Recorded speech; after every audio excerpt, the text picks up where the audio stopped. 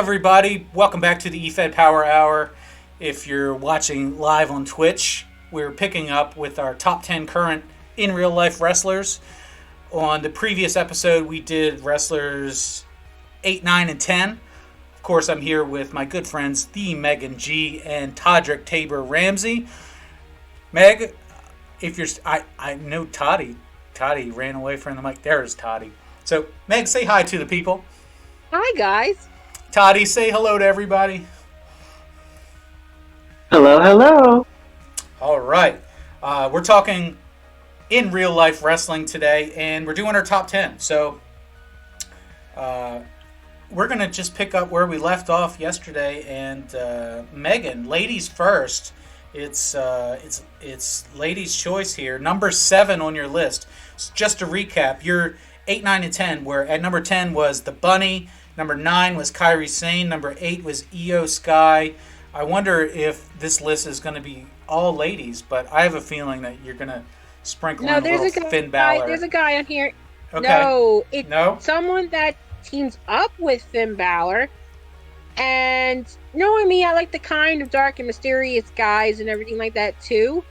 I do like local men, and I think I have a thing for hot, sexy, sexy dark guys from the Bronx. And it's Damien Priest. Oh, interesting. Damien Priest is my number 7. That's not Damien Priest. Something about him I'm attracted to. He's a very good wrestler, and he's very attractive, and I think he's very good. He should be a world champion, but as well as tag champion. So he's my number 7. Toddy, why don't you comment on this? Is he sexy? It's the chest and the tattoos. I get what she's talking about. Mm-hmm. I see it, so I'm just like, okay. So when they make him wear the shirt, I'm like, why are you wasting that? So I fully agree with Megan. Yeah. Yeah, a funny thing about the ring gear is that he and Rhea Ripley wear the same ring gear. I think one match he forgot to pack his gear, and he had to borrow some clothing from Rhea Ripley, and nobody seemed to notice. He did. When I look at Damien Priest, I feel like he's always wet, right? Like his hair is always wet, his skin is wet to the touch. He just looks like he's always like a wet dude. I don't know. So like, I don't know that I find him sexy, but he looks like the kind of dude that doesn't have any problem finding ladies who are into sexy time, right? That's just the sweat on the muscles, and we're just gonna keep it PG. Yeah, no, I hear you. When I first saw him in NXT, I was like, look at this lanky, goofy bastard. He was doing the whole Archer of Infamy thing, and it was it was a really cool entrance, right? He'd come out and he'd pull his bow back and shoot his imaginary arrow at the ceiling, and then he had the monitor on the ceiling, which I've never seen that before. And I was like, okay, that's cool. He does the weird front somersault off the second rope to the outside of the ring, which looks stupidly dangerous every time he does it, but I mean, he just commits to it. And as much as I want to hate on the guy, he's good. He's good, and he's not only is he NXT good, he's main roster good. Yeah. So I can't fault anybody for pushing the guy, because he could be arrogant and obnoxious, and he doesn't come off that way. He's also got a great voice.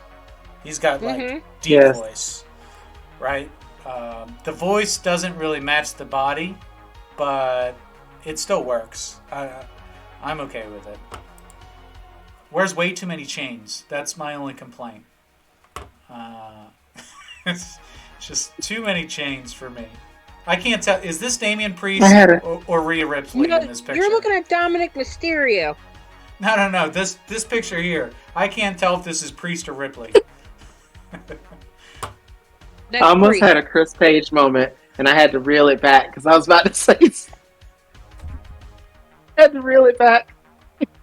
I see why they're in the same clique together, and I don't follow Judgment Day, but it's a good pairing, right? And I'm glad that he got the rub and seems to be doing well with it. So, Damien Priest, number 7. I'm looking forward to the match that they're going to have at Elimination Chamber. Dominic Mysterio. Obviously, we're supposed to just hate him as much as he can, as much as you can. But the pre-show work, I didn't watch the pre-show, but the Twitter pre-show stuff that they did, I thought Dominic was very solid. So I really want to see this match, and anytime that we get to see Beth in the ring, so I'm looking forward to seeing what Edge and Beth are going to do, and just seeing that match. So when I do watch the replay of Elimination Chamber, I think that's going to be a good one. Yeah, any guy that... And I get to see the wet muscles. Right. Any guy who can pull off eyeliner and still come off as a tough guy is, that speaks volumes about their talent in pro wrestling. So, all right, Todrick, number 7. Who are you taking? So I talked about Bryan Danielson was my number 8, and you mentioned he's in this project with MJF, and MJF is my number 7 because ever since I've watched this guy come out, he is a solid heel, and he's so good at what he does that sometimes AEW has to release a statement saying, hey, we just want to remind you guys that this was like a character rub.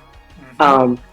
He's very good at the things that he does, and I really enjoy seeing that because that's seeing a solid heel it's an art.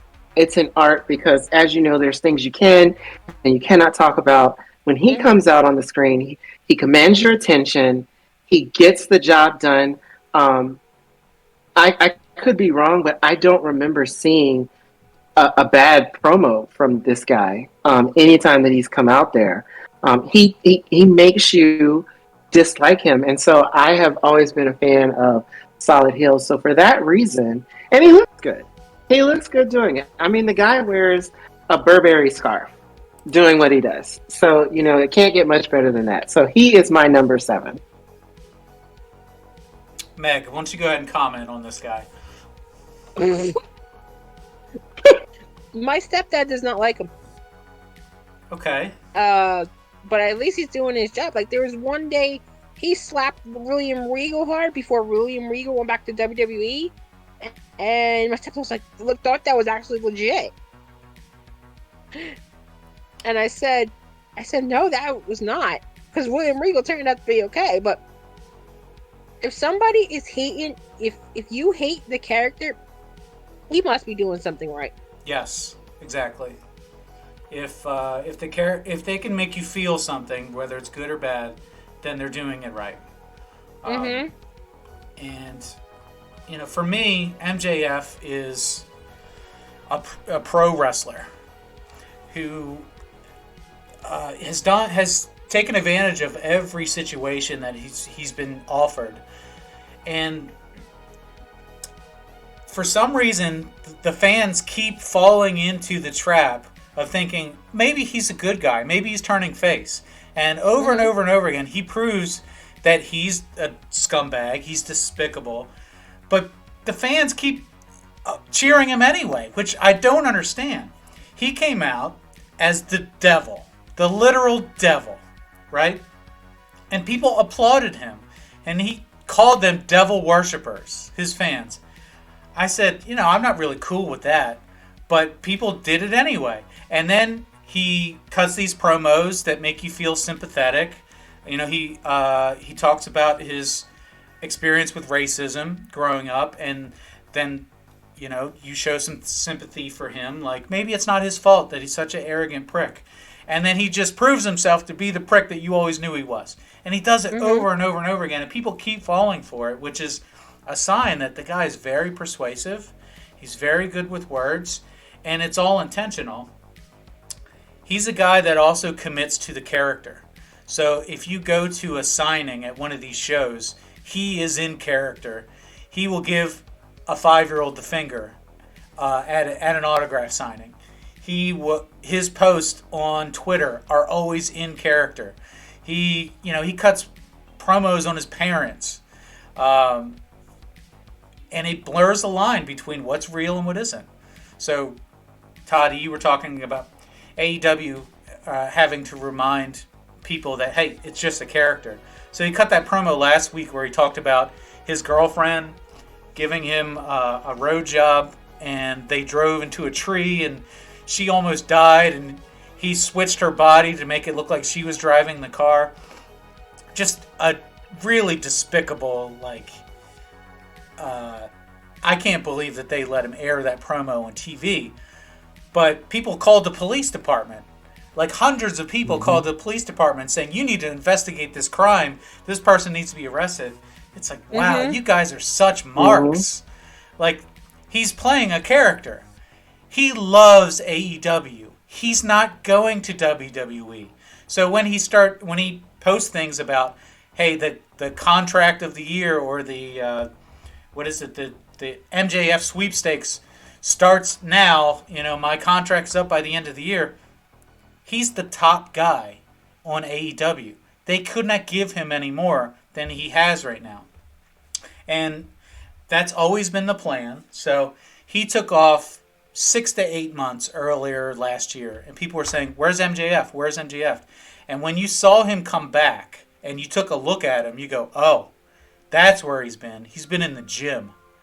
He put on 30 pounds of muscle, and he came out looking like, wow, that's a world champion.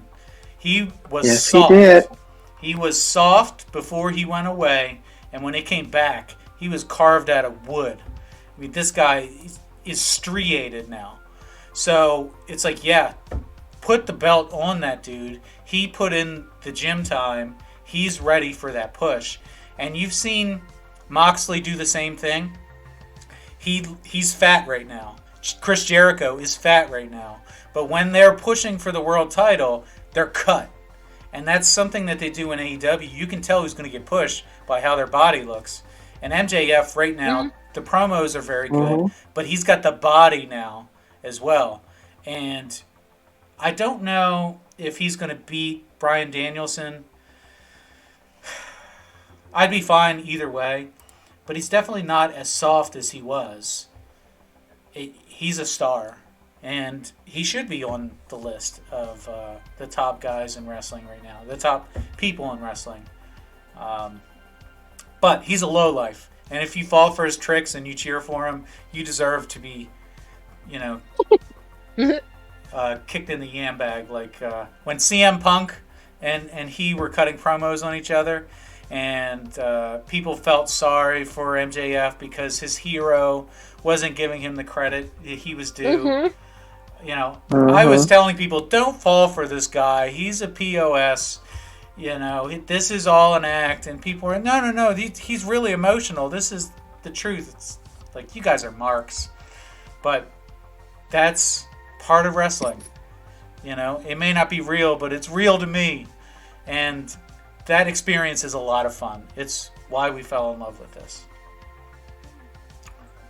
All right, my number 7. Will Ospreay. I don't know how to key this up other than the fact that he may be the most talented athlete that I've ever seen in the ring. And I loved Ricochet. I loved Ricochet when he was in Lucha Underground. I loved Ricochet in NXT. But Ricochet can't cut a promo to save his life. And cannot. And Will Ospreay can. Will Ospreay can do pretty much anything in the ring. I don't know what his background is, but I would assume that he did gymnastics for a good portion of his life, because what he can do in the ring, technically, it's so flawless and so good. It's just, when you watch the guy, the guy has style and grace and just very, very good. It feels like something special when you see him work. when he ran his program in AEW, I think a lot of the casual American fans didn't appreciate how good he was or really know the history behind him. But the folks who followed New Japan knew exactly what he was capable of. And my God, 5-star matches every time. He makes everybody look good. He sells everything. Just super, super good. I love Will Ospreay. He's my number 7. Are you with me? I mean, I'm with you. Yeah. I mean, that's what if that's your 7, that's your 7. But, I kind of feel bad for him with the comment that Seth Rollins made back a couple of years ago about the bank account. The less said about that, the better, before I start snapping. I don't know what Seth Rollins said about him. But I was going to say. So what happened? So back a couple of years ago, Seth Rollins made a comment, and Will Ospreay was arguing about stuff. And Seth Rollins said, "Yeah, my bank account is bigger than yours." And I took offense to that because, I try my best to make ends meet, and I work my ass off. And I said, "You gotta be kidding me!" And the comment that he said with the apology, I just thought that was bullshit, and I laid Seth Rollins into another asshole. That was the point at which I think most fans turned on Seth Rollins. And that was about the time where he revealed his relationship with Becky Lynch, and that's where I said, F that guy. Seth Rollins... I don't like that comment. It comes off as... Not only is it arrogant, but it's like, you can tell that he really feels that way. He's not playing a character. He's trying to big league people and say, well, you think you're better than me? Well, look at my bank account. It's like, F you, man. Like, money doesn't make you a better person. And snobby bastard. To flex on your bank account is so weak and despicable. Anybody who grew up poor or middle class, to hear that, it's such a slap in the face. Like, you are only worth the amount of money in your bank account. It's, from that point on, both... Not only Seth Rollins, but Becky Lynch, done with both of them. Because you don't say those kind of things, even in character, because it's so scummy. Seth Rollins is very good at what he does, but I think that in character, he's fantastic. Out of character, I don't think he's a great human being. Maybe I'm wrong. Maybe I'm just being worked, but I get that impression that he's kind of a dick. So, it is what it is. Will Ospreay, on the other hand, I don't know much about Will Ospreay outside of his ring work. I don't listen to a lot of his promos, but I'm putting him at number 7 just based on his ability, just in-ring ability. That's it. So, Megan, you're number 6. Hit me with it. All right. So he just missed the top 5 slightly. I think he's the most underrated AEW star right now. His Embrace the Change gimmick is really winning me over. He just competed in Japan. I'm going to say my number 6 went to Kip Sabian. Oh, nice. Kip Sabian. I'm digging him as of late. I really like him and adore him. And, he gets that spot for me. So do you like Pirate Kip, or... I don't know what to call the new gimmick, but he looks like a dirty pirate hooker. I mean, am I wrong about that? No, it's the Embrace the Change. The gimmick he's been really doing lately has been working, and I'm glad he's getting the push. I kind of felt like he should have won the title from Orange Cassidy. Yeah, he's an AEW original. He was in the very first match that the company ever had with Sammy Guevara. And he's been out of commission for a long time. He was running this gimmick where he had the box on his head. And if you went to a wrestling match in 2021 or early 2022, you saw Kip Sabian working the arena with a box on his head. If you didn't know who he was, you were like, who is this jackass with the box on his head? Well, the truth was, it was Kip Sabian, and he would take a picture with every person in the arena, just to help provide that experience. just to add to the experience of going to a show. He felt like it was a gimmick. I don't know if he was rehabbing from an injury, if he was working on body, or what it was. But for me, it got me hyped before the show because it's like, oh, did you see? There's Kip. He's got the box on his head. You kept thinking, is he going to take it off tonight? When is he finally going to go? So he had this hourglass on the side of the box, like time's up, like it's coming any moment now. He's going to be this big thing, and now here he is with platinum hair and eyeliner and his super hot wife. And I would love to see a belt on this guy. It's got to happen soon, right? Yep. Todrick, what do you think about I don't he's a pirate. He looks like Captain Kip Sabian. He's even got he's got like a naval jacket on. Oh, is that him in the picture? Okay, that's him in the pictures. That's him on the right, yeah. I can't say that I really know a lot about that character, so I don't know that I have anything impactful to contribute, but I trust the judgment of my esteemed panelists here, and if y'all say he's good, then he's good. The issue with Kip is that he's a mechanic. He's a ring mechanic. He can work with anybody. He puts everybody over. He's a workhorse. He doesn't cause problems. He gets overlooked quite a bit because he doesn't pop enough. So maybe this new character is supposed to pop a little bit more. You get the feeling that they're not going to push him enough. He deserves better. And so does Penelope Ford. She deserves better as well. But he's just been perennially stuck in the mid-card. And I don't know how you get him out of it. So, I don't know. I do like Kip. Like, he's one of those wrestlers where if he has a match, I'm not getting excited for it. Because he often jobs. He's a jobber to the stars, right? He's the Dolph Ziggler of AEW. He's one of these guys that will put over top talent and is fine with that. He collects his paycheck.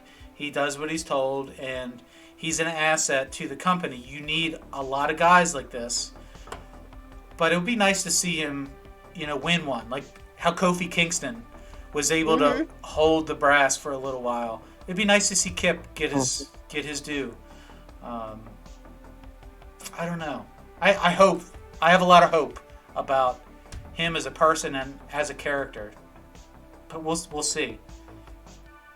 I'll probably keep watching AEW until he gets something. Yeah, he has to. It sure does feel that way. All right, Todrick, hit me with number 6.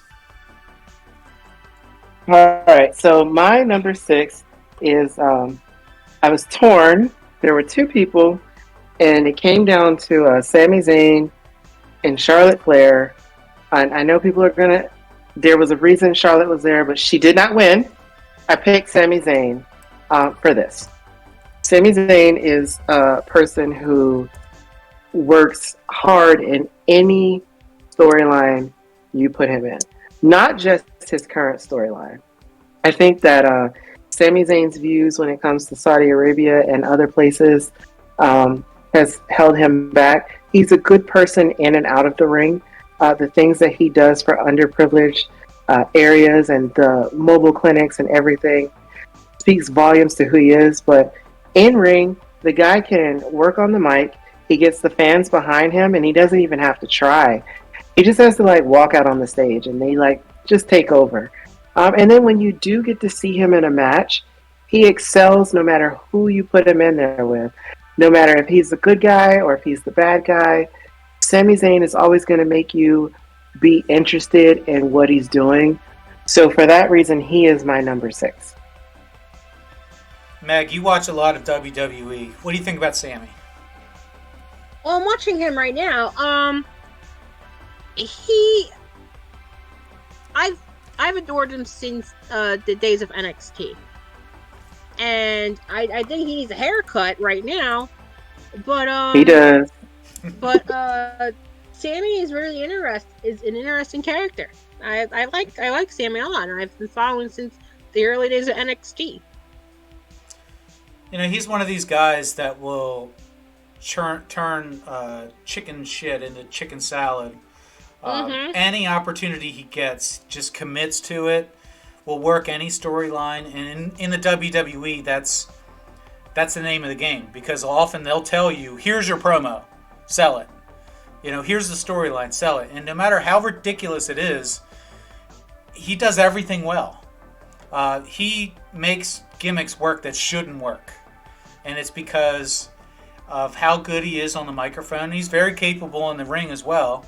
He sells everything and will do whatever the company needs him to do, with the exception of working in Saudi Arabia, which I respect, because not a fan.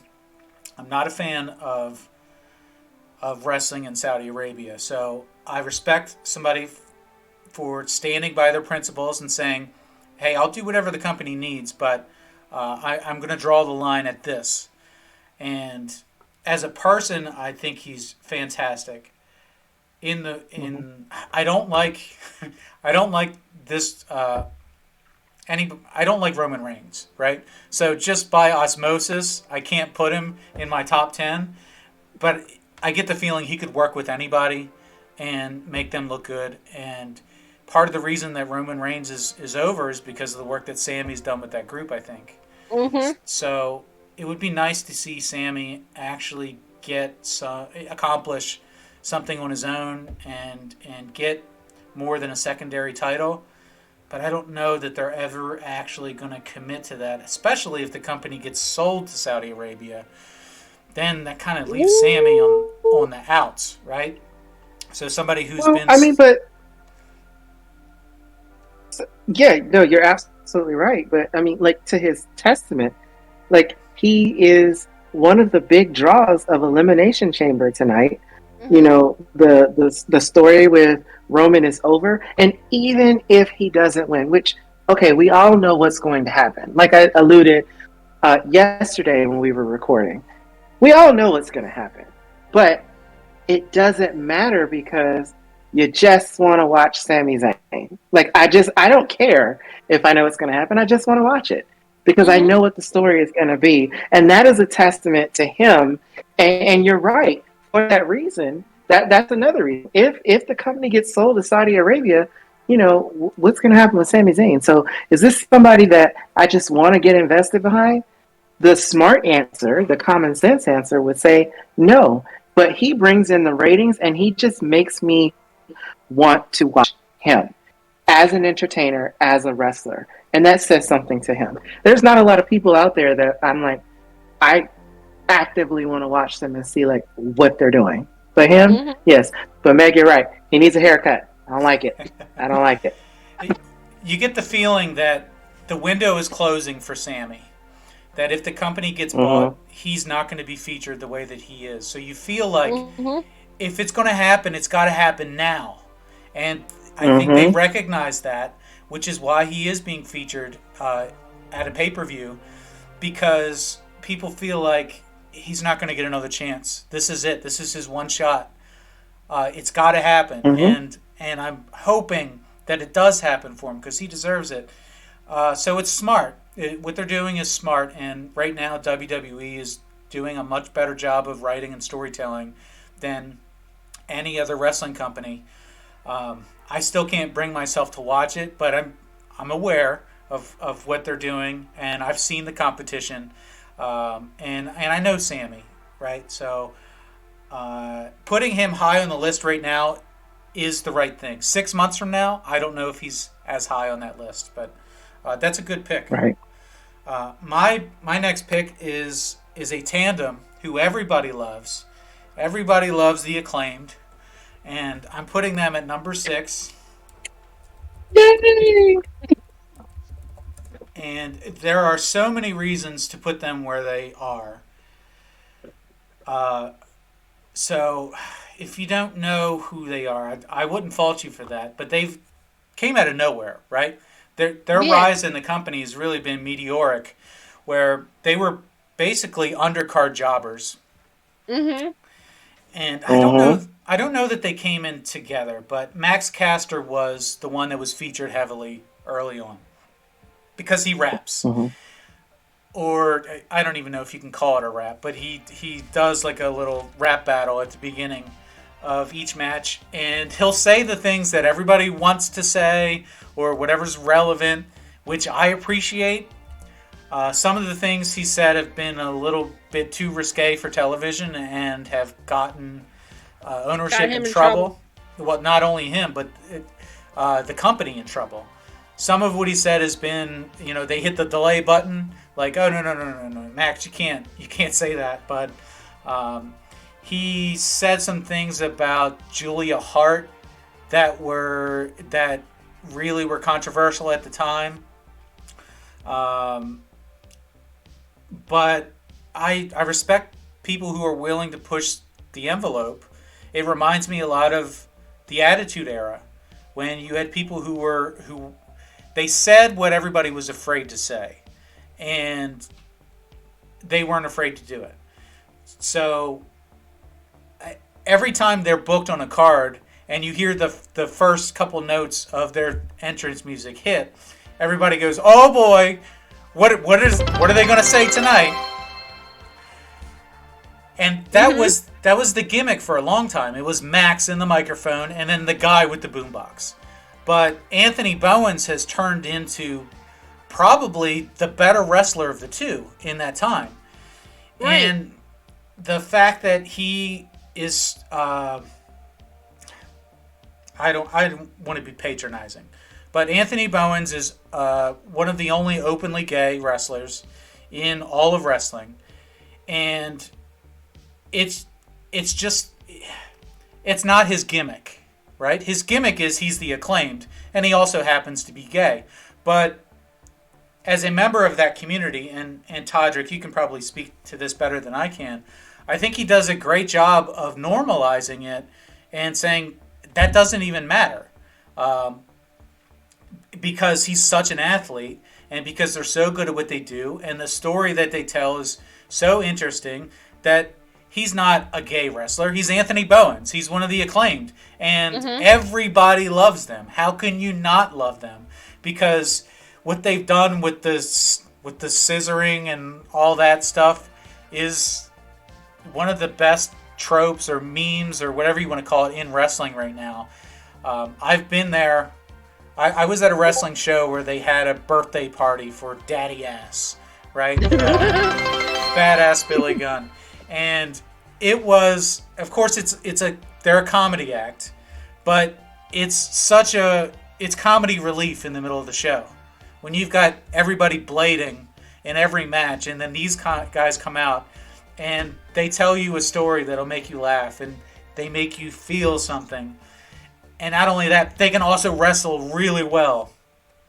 They're fantastic. I can't say enough about these guys because they have so many layers and so many different things that they do for wrestling. I really appreciate them. Meg, what are your thoughts on that? At first, I wasn't too keen on them because, especially with the controversy that Caster was doing, but eventually you have to take away the controversy and be like, hey, these guys are actually pretty good. Yeah, and the raps aren't cringy, right? This isn't John Cena and, the doctor of thugonomics out there. Like, the raps are fine. I mean, they're good. They're not awful. There have been a few guys who come out and they do the rapper gimmick, and it's usually awful. But Max does it, and it just works. I don't know how else to say it. It passes the smell test. And the scissoring, the scissoring hand gesture, and Max kissing his opponents on the back of the hand, like just goofy little things that they do, just adds to the wrestling experience. Todrick, what are your thoughts? So I have a couple of thoughts here, and I this is not even a saucy take. The raps, he has to. It's a little more difficult because he has a mixed heritage.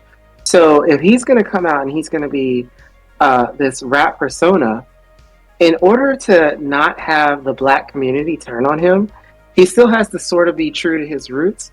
So that's a hard thing to do when you're on mainstream television, and to get over with all ethnicities, because the people who are going to flame him the most are going to be the black people if he doesn't do it in a way that still honors like rap and hip hop to a certain degree, because you're still entertaining.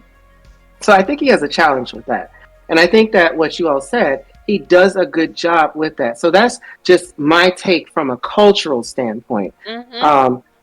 I think that it's difficult to do the gimmick that he does to satisfy the masses. I don't think he caters to one side or the other, but to satisfy the masses as a whole, that's going to be hard. Because, you know, I've seen when, you know, the black community is not behind you and they're just like, you're supposed to represent us. And, you know, I think that he does it well.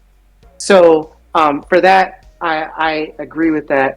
Also, when it comes to Bowen, you're absolutely right. I think that WWE had a landmark with Darren Young. They did it completely wrong, in my opinion. Now, I don't know if it was a combination of him or them. Whatever they did, he still opened up a door, right? He opened up a door, and now we have Anthony Bowen, which, you're right, that is something that I have always said, and I keep it true in like e-fetting. The sexuality is a part of you, but it doesn't define who you are. So I enjoy having representation on TV. One, that's a big thing, because I mean, I can just say for me, like growing up, seeing people who look like me, who I could identify with, was something that was missing. So having somebody here with the gimmick that they have and the things that he does, he's a wrestler. He has the look of a wrestler, which is also very important. It just speaks wonders. So I'm really glad that he has this platform. And I think that he's another one that just opens up doors. And it's just so refreshing that people can look at him and say, hey, that guy looks like me. He's kind of like me. And there's that representation. And he does it well. And you're right. He improves on his wrestling skills each and every time that you see him. So it's not a gimmick. He's just out there being himself, and he plays to that tag team dynamic, and he does that well. But it's a breath of fresh air to see them doing it, because that's another one. You know, being a black male, once again, you identify with the LGBTQ plus community. That doesn't always sit well with a lot of people in the black community. Now, that's not speaking for the community as a whole. So let's be clear before someone twists my words. But him doing what he's doing, it is trailblazing. And so I'm happy to see that he's on this list. I'm happy to see that, you know, it's being recognized and that people see it for exactly what it is. And he's not just some other stereotypical character that we get. So I like that. And I really like the work that this team puts in. Amen. Amen. I can't say it any better. All right, Meg, give us your number 5. Top 5. This was hard. This was tricky. But I'm going to go with somebody I followed for a very, very, very long time. She is a pick base of Dave's characters, and you guys know her from the World Series of Wrestling. It's Madison Rayne. Personally, I think Madison... Well, let's just back up. I followed Madison Rayne since her time in Shimmer. That shows a very, very long time of how old I am. 2007 when she first started as Ashley Lane. I didn't like her intro to the TNA in the first place because I felt like they rushed her. Lockdown 2010, I was really critical of the fact that she was put over as Knockouts champion from Velvet Sky, where Velvet had to be a tag team champion with Lacey Von Erich. That's a different story for a different day. I will go into that. I hate, when that happened. But as soon as she broke away from the beautiful people and came into her home, the Killer Queen gimmick is one of the pretty decent good gimmicks, and I do recommend the promo she cut on Mickie James back in 2011. That promo is very slept on. But along the way, she kept growing and growing and growing on me as a wrestler, and I kind of wish she got her proper due, especially during her 4th or 5th run at Impact Wrestling. I felt that she should have defeated Mickie James back in 2021 for her 6 Knockouts championship. But I'm glad she's in AEW, but I feel like she should be more respected in AEW. Unpopular opinion, I think she should have dethroned Jade Cargill, but that's, not in my decision. But I have a feeling, and I really want her to win her what was it, 6 Knockouts championship, 6 World Championship from Athena from Ring of Honor. I think it could happen. The trigger has to be pulled. I know she's a coach, but she still has a lot more left in her. Todrick, let me get your opinion on Madison Rayne. I think I know what you're going to say, but before I speak, I want to hear what you say. No, I like her. I have followed her work as well. Not back from the Shimmer days, but listen to what you just said, Meg. I'm not disagreeing with you, so let me start there. I just want to, if they threw her against Jade or Athena right now, I personally don't see that doing her any service because of how they've built those characters. And so right now, if she comes in and she does a project with them, I don't see that helping her. I don't see her winning that because of where they have those two at this point. Mm-hmm.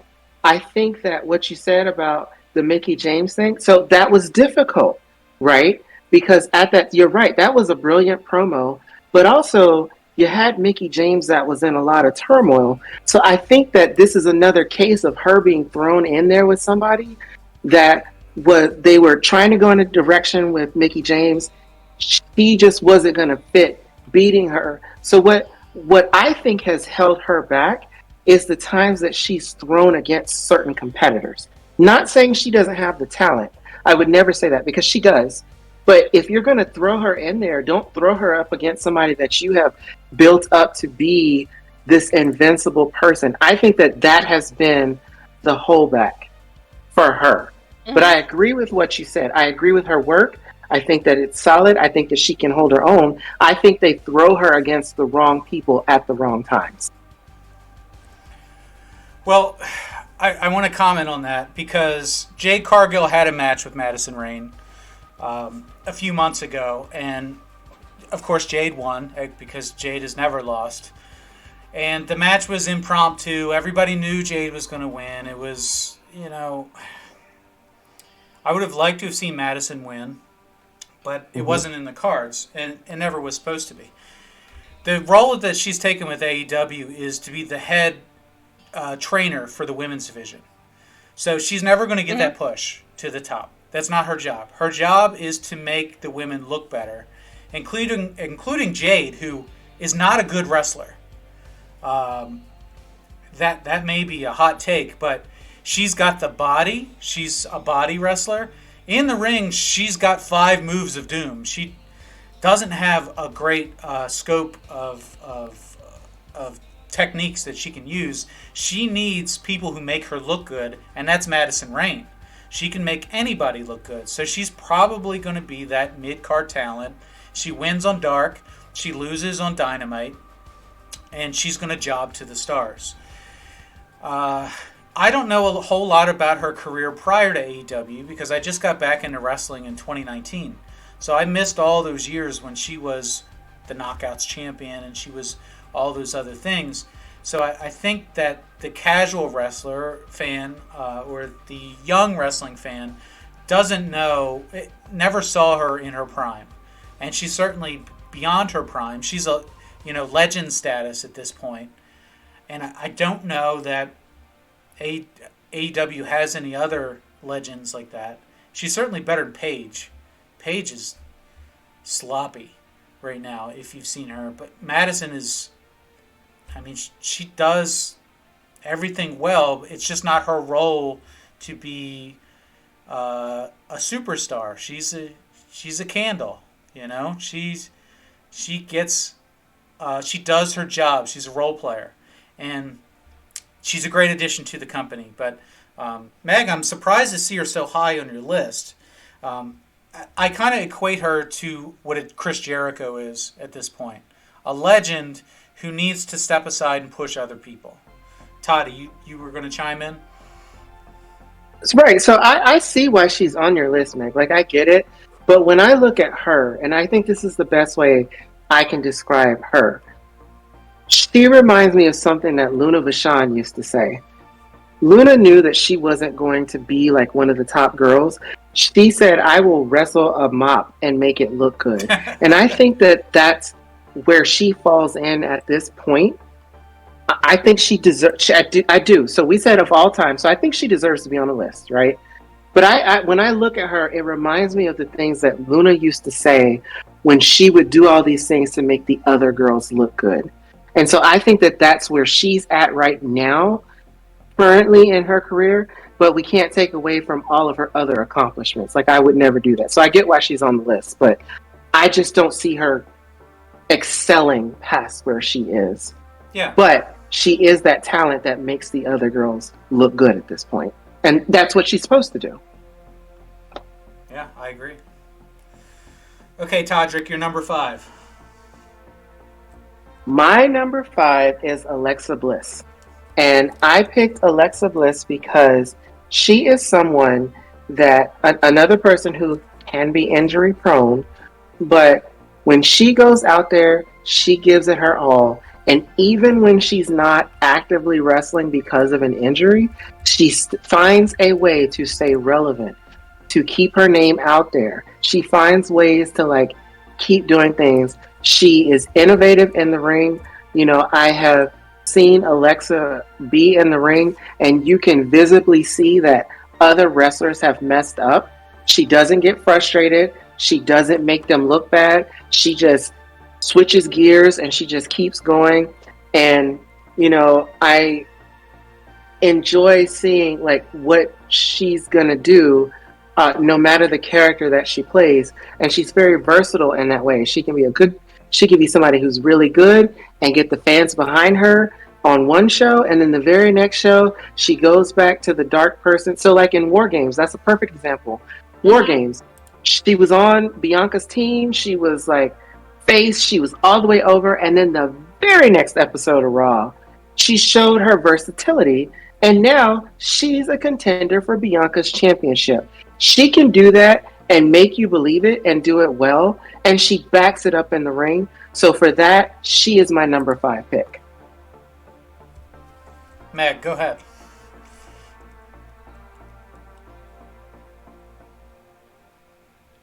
I think we lost Meg. Okay. No, I'm here. No, yeah, comment on Alexa, because I know you have a lot to say.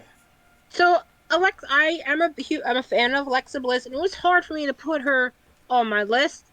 I didn't want to rank her low, but I do love Alexa Bliss, and unfortunately, she got a lot of flack in her early run in WWE, but of course, of the way, she improved herself and proved why she's a multiple-time champion. Alexa Bliss, you know, deserves the credit. You can love her, you can hate her. She deserves the credit, and I think I should show you guys one of the action figures I have of her. If you want to talk about the dark gimmick. Oh, I can't see it. Yeah, I collect action figures. I saw the picture. Yeah. So I have that. For me personally, Alexa Bliss is 5'1", right? Mm-hmm. There is no reason that she should be a world champion.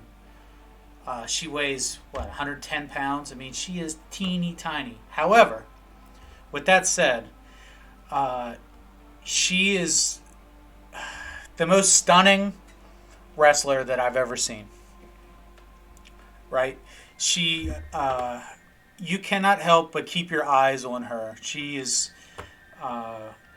you know, and this is my personal taste, but just gorgeous, right?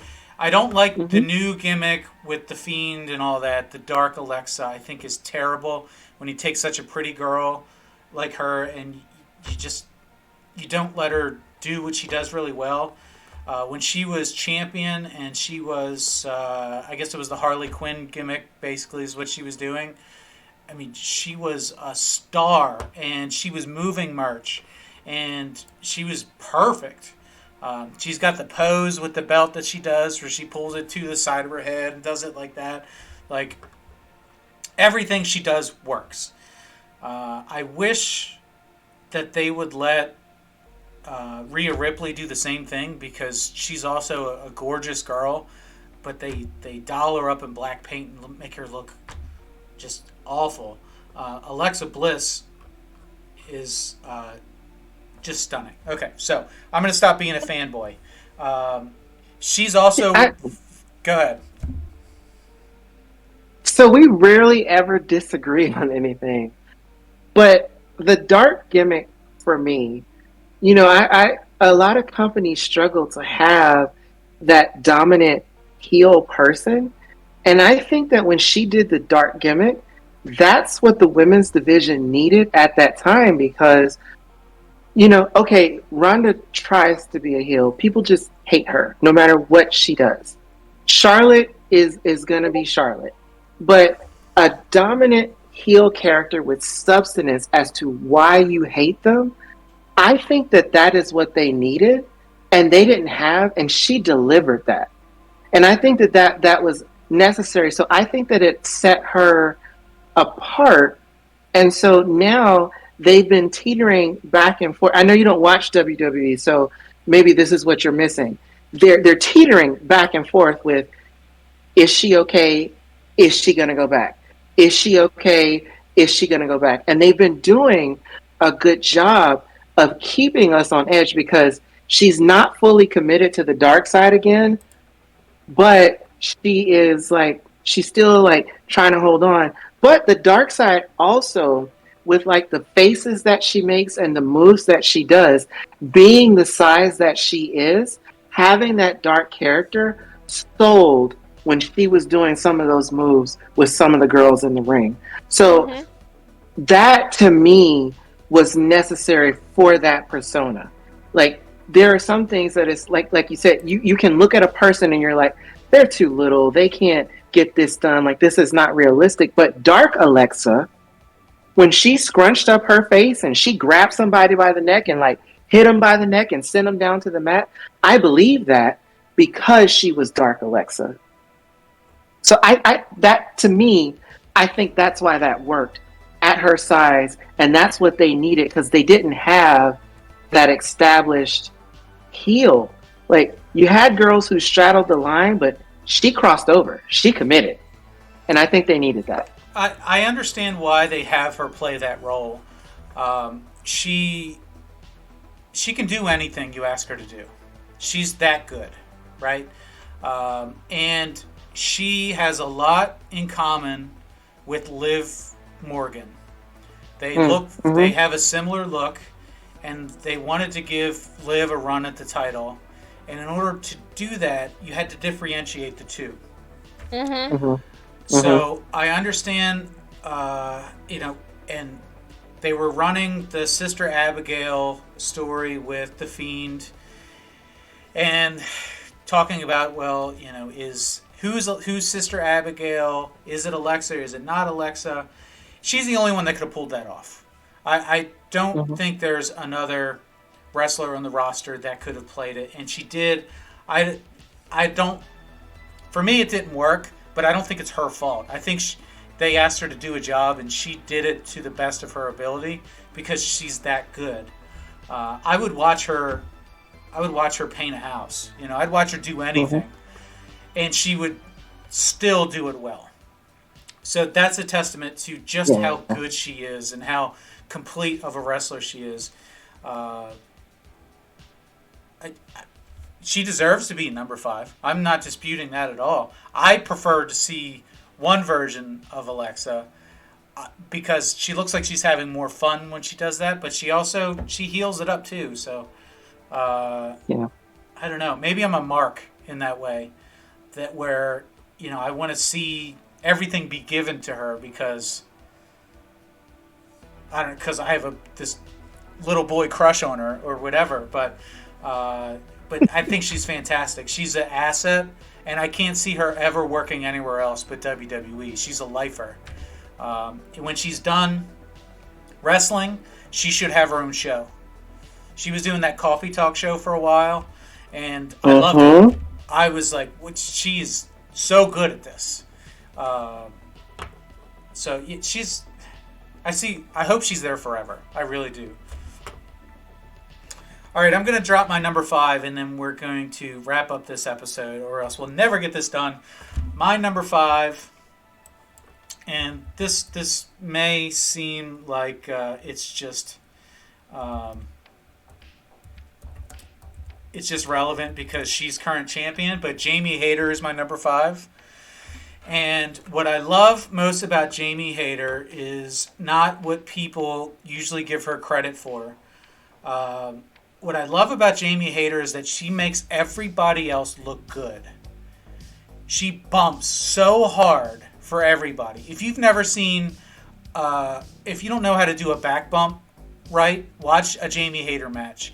She was bumping for Riho and making Riho look like a monster.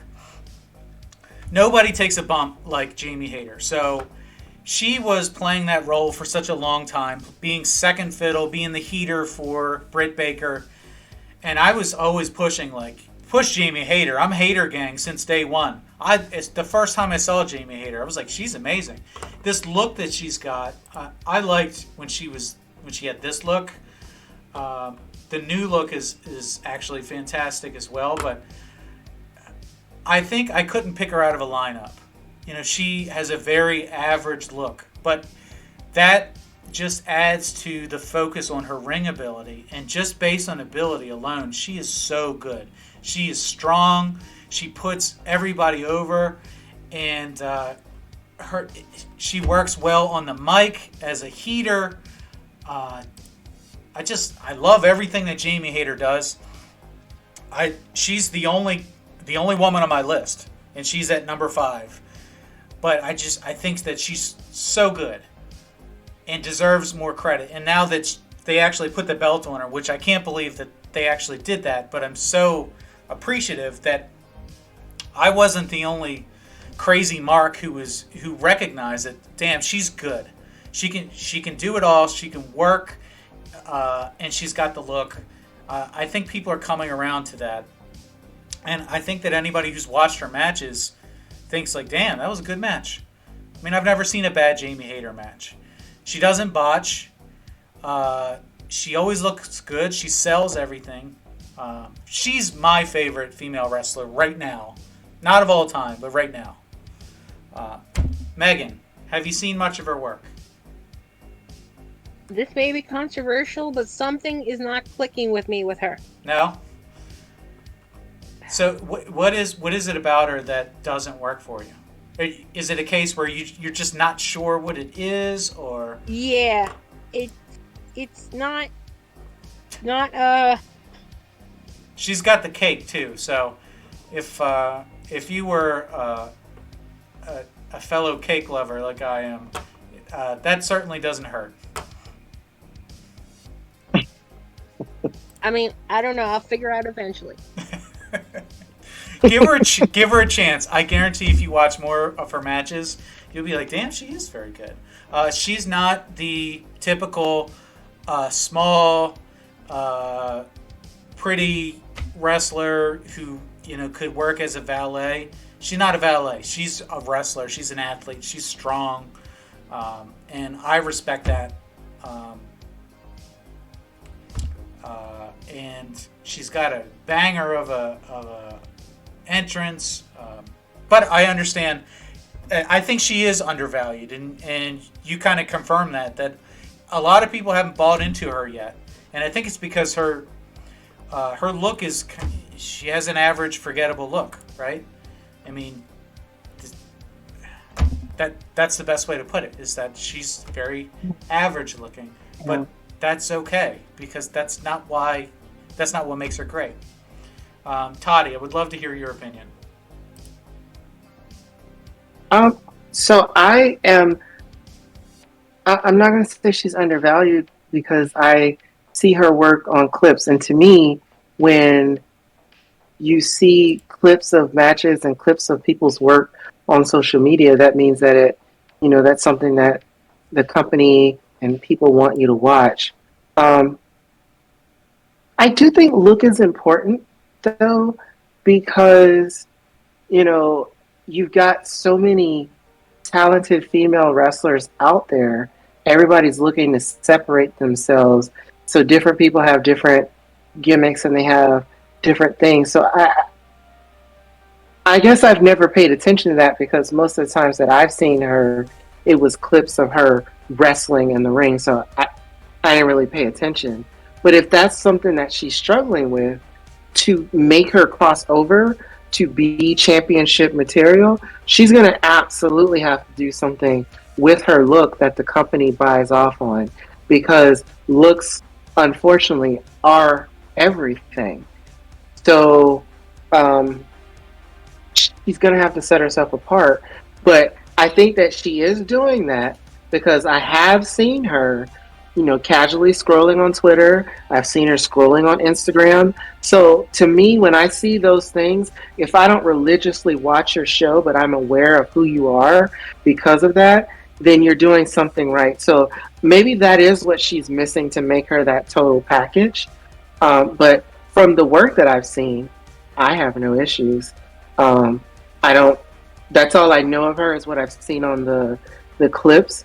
But she must be doing something right, because you see her, and as you scroll, if I'm on Instagram for maybe like 30 minutes, I might see like 2 or 3 clips of her. So she's got to be doing something right. So I think she's probably an example of another homegrown talent, right? Which I love to see, somebody who comes out of nowhere and just impresses, just uses every opportunity. She's the classic mid-card wrestler who puts over top-level talent. And it feels like her run as champion won't be long, because she doesn't have that stunning look. But to compensate for that, her ring gear is probably the best in AEW. She's got the best gear. Her entrance music is probably one of the best in the division. So I think they recognize that she's kind of a plain Jane. So they dolled her up, and she has a team dedicated to giving her, filling in those gaps in her game. I don't think she's going to be champion very long, and I love every minute that she's got the belt around her waist, because I know that it's going to be gone soon. The belt will be back on Britt Baker, or it'll be on Toni Storm or somebody else, and then I'll be thinking back fondly on the days when Jamie Hayter was still champion.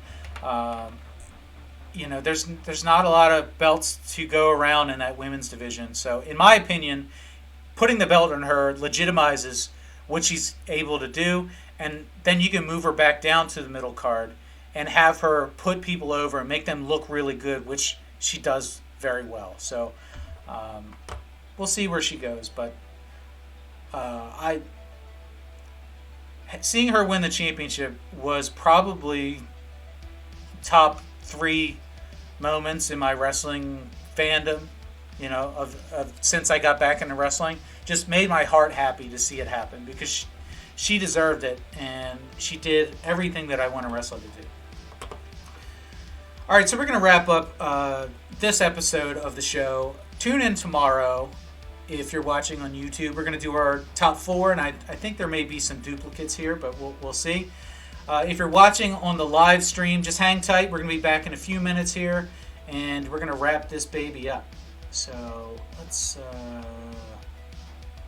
that. There we go. So this has been the EFED Power Hour. I'm the Sauce Boss. On behalf of This Is Awesome Promotions and the World Series of Wrestling, thanks for coming by. Be excellent to each other, and we'll see you down the road. All right.